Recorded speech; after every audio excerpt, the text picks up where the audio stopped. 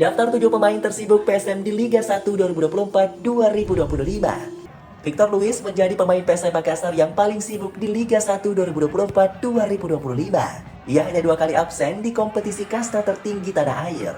Sepanjang Liga 1 2024-2025, bek asal Brasil itu bermain 32 kali, yang mencatatkan durasi bermain terbanyak dari 31 pemain tim Juku Eja, yakni 2.748 menit. Victor Luis yang nyaris tak tergantikan di posisi bek sayap kiri itu juga membukukan 7 assist. Kontribusinya untuk PSM membawa bek berusia 27 tahun itu masuk 11 pemain yang mengisi skuad terbaik Liga 1 2024-2025. Di tempat kedua, ada bek Aloyso Soares Neto yang mencatatkan 2.626 menit durasi bermain dari 31 penampilan. Di sepanjang Liga 1 musim ini, Aloyso Neto mencetak 6 gol dan 1 assist yang menjadi top skor kedua PSM setelah Nermin Haljeta. Syahrul Lasinari juga nyaris tak tergantikan di pos bek sayap kanan. Pemain asal Maluku Utara itu dimainkan pelatih Bernardo Tavares dalam 31 laga. Pemain berusia 25 tahun tersebut mencatatkan 2.548 menit durasi bermain dengan mencetak 1 gol.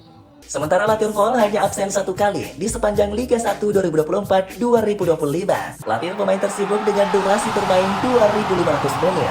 Pemain asal Senegal ini menjadi gelandang pengangkut air PSM. Latier bisa bertahan dengan baik, merebut bola dari lawan dan mampu memulai serangan. Selanjutnya Akbar Tanjung masuk daftar pemain tersibuk PSM di Liga 1. Ia bermain dalam 31 pertandingan dengan durasi 2.500 menit. Perannya di lini tengah sangat membantu pasukan Rabang. Akbar menjadi gelandang bertahan dengan kemampuan memotong serangan dan mematikan pergerakan playmaker lawan.